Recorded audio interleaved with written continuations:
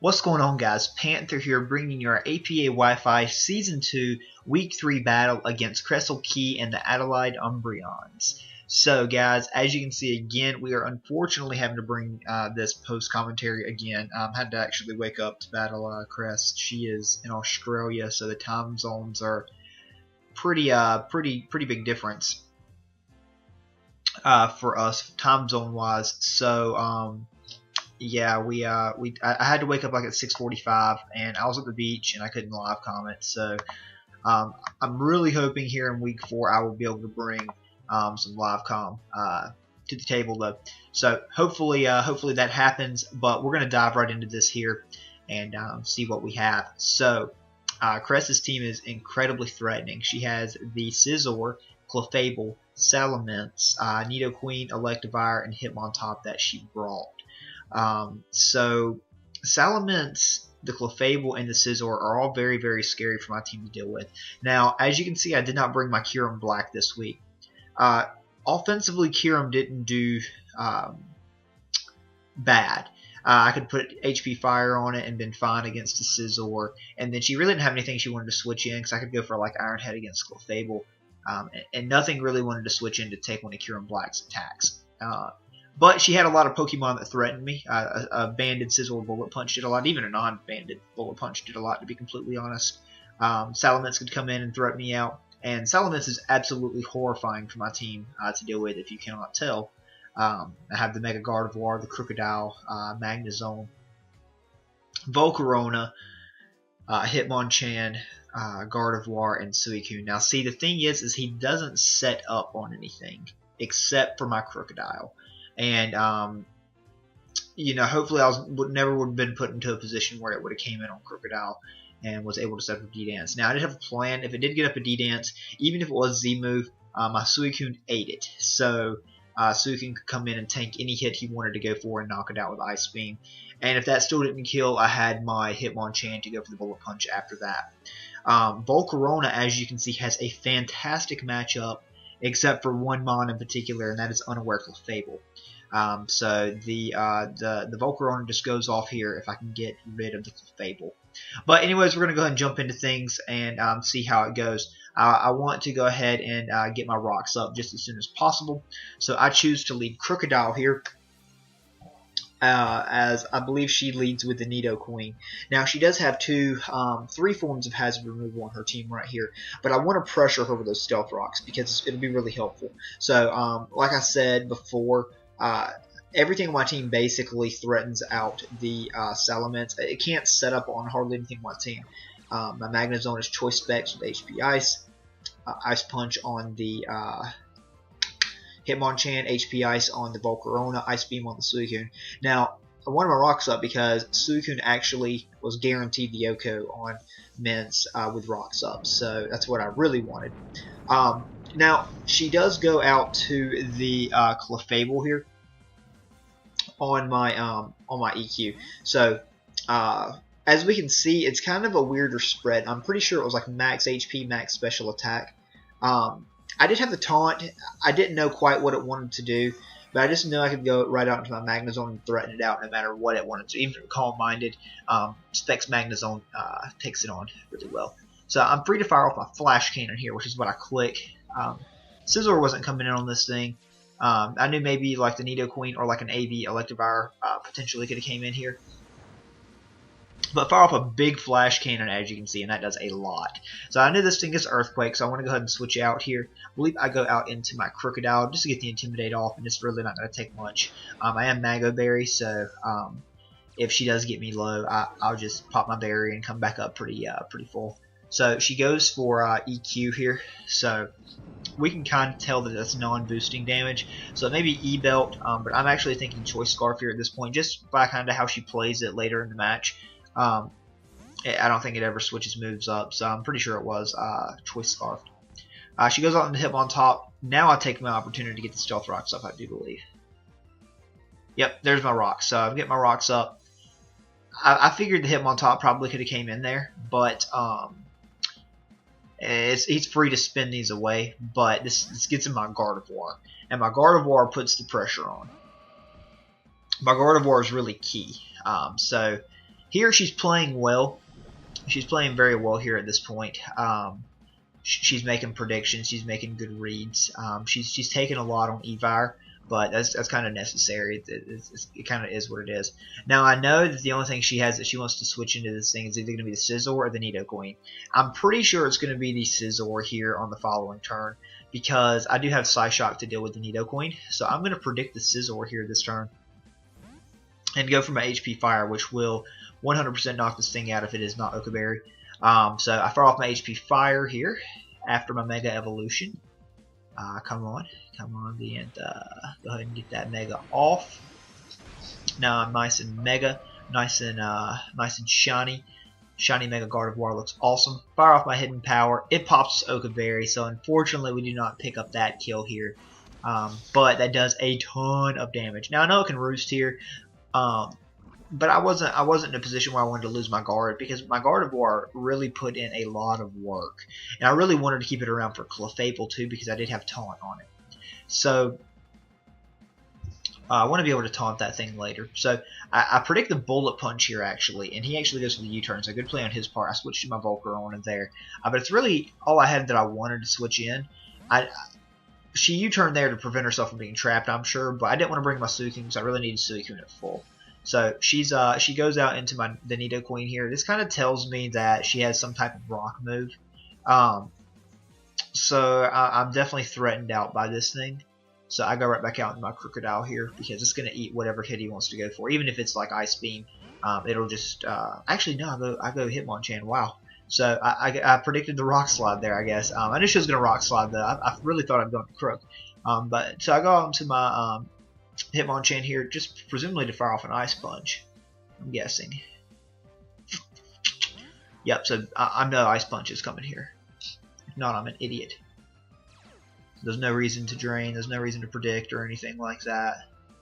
Even if he wants to go Clef, I have a good switch. So yeah, Ice Punch fires off there, and that doesn't do a lot at all.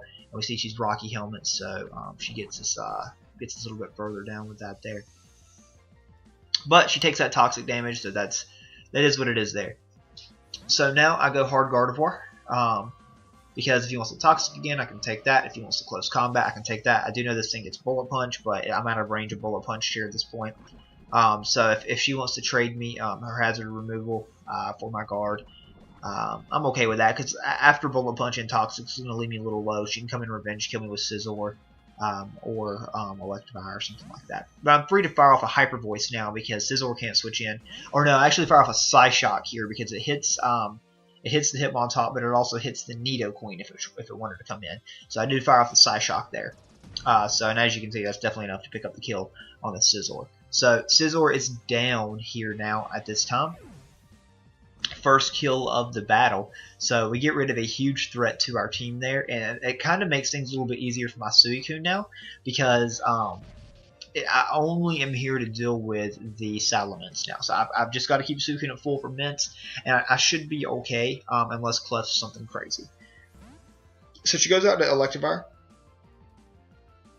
I don't know what she I think she goes for Wild Charge here, but I went out into my Crocodile. So here she kind of confirms she's Choice Scarf because she brought it in on Gardevoir. She didn't know my spread there at that point, and I naturally outspeed. So I figured that's what it was there. So I think I knock off here actually just to get rid of something's item. Whatever wanted to come in was going to take that knock off, even if it was the Hitmontop. Just want to get rid of that Rocky Helmet just in case I do have Hitmonchan in here later. If I need to spin or something like that, I don't want to take that unnecessary damage. Probably could have 2-hit KO'd with EQ and Toxic, but I didn't want to, it wasn't worth it because she was going Hitmontop, and I didn't want to catch a Mach Punch if she did have it. So I go out to my Hitmonchan here on the Bullet Punch, so she predicted the guard that time, so good read there on her part, but I can definitely take that. And Hitmontop's kind of expendable here at this point because you know, she's not prioritizing rocks or anything like that for my Volcarona. So Hitmonchan picks up the kill on Hitmontop there, proving who is the better Hitmon. So Chan comes away with that one there, that nice kill. But now she goes Salamence. I'm not letting this thing set up no matter what. So she can knock me out with that. As we can see, she's Moxie. We don't see any recoils in her life orb. So she could be Lump, she could be Yachi, but I'm really pretty certain she's going to be a Z move. So 5-4 now. But now my Suicune can come in, and I can just fire off a an Ice Beam here. It's not a big deal at all. So I can just go right on out to my Suicune, and something's going to have to take an Ice Beam, and I'm pretty sure it's the Clefable that's going to take it. So in comes the Clef. We see that she does take the Stealth Rock damage now, so it's confirmed unaware. She is unaware, which she definitely needed for my Volcarona. So some pretty decent damage for a non-invested Suicune. So go out here into Gardevoir because I got to prioritize Taunt. This thing can't be Calm Mind and beat me. But she actually turns out to be Cosmic Power, which is really cool. I run that on the Clefable that I use quite a bit. So there's the Cosmic Power, and now here I know I've got to taunt. No matter what she wants to do, I've got to taunt this thing. I've got Roar and Suicune as well, but like I said, I need that thing at full for Mints. So get the taunt off on Clefable, and now we're keeping it nice and low. And now I get to fire off a Hyper Voice. Even if she wants to Moonblast and kill me, that's not a problem. I'm just going to fire off a Hyper Voice and do some major damage. Because, you know, obviously that did quite a bit of damage there. So she's able to pick me off here with, actually no, I think I live poison actually. I think I do live poison on 1 HP. So here she makes a good read. I knew I had to go for Hyper Voice again to have a chance at killing this thing. I know Psyshock wouldn't do it. I needed the boost. But she makes a good play there. I wish I would have clicked Psyshock, but I clicked Hyper Voice. So it's a good play there on her part. I wanted to try to pick up that 2-hit KO on Clef though. But the good news is we've got Clef low, and Nidoqueen's taking some chip that Volk needs. So Volcarona's got it in range now with +1 Z move. So down goes Guard, but Guard put in the finest here this match. Regardless, she did what she needed to do. She wall broke. She did damage to Clef. She did 30% to Nidoqueen, and she knocked out the Scizor. So is what it is. Go out into my Crocodile here, and I'm able to fire off a Earthquake. Got Earthquake here? No, she gets her berry. That's right. I think I do Earthquake here actually. I think I do Earthquake. Pretty sure, yeah, Earthquake here. I was about to say because I know Crocodile didn't kill this thing. But she was Wiki Berry. So again, another really good set. As you can see, we do a ton of damage here to her. And I kind of make a misplay here. I taunt. But the reason why I taunted is I knew Knockoff wouldn't kill. She had no item. And I didn't want her going Salamence on this thing. So I know if I taunted that if Salamence came in, it couldn't D-dance on me, which was what was important. And Crocodile was expendable. I mean, Crocodile did nothing here this match. I'm not afraid of Electivire.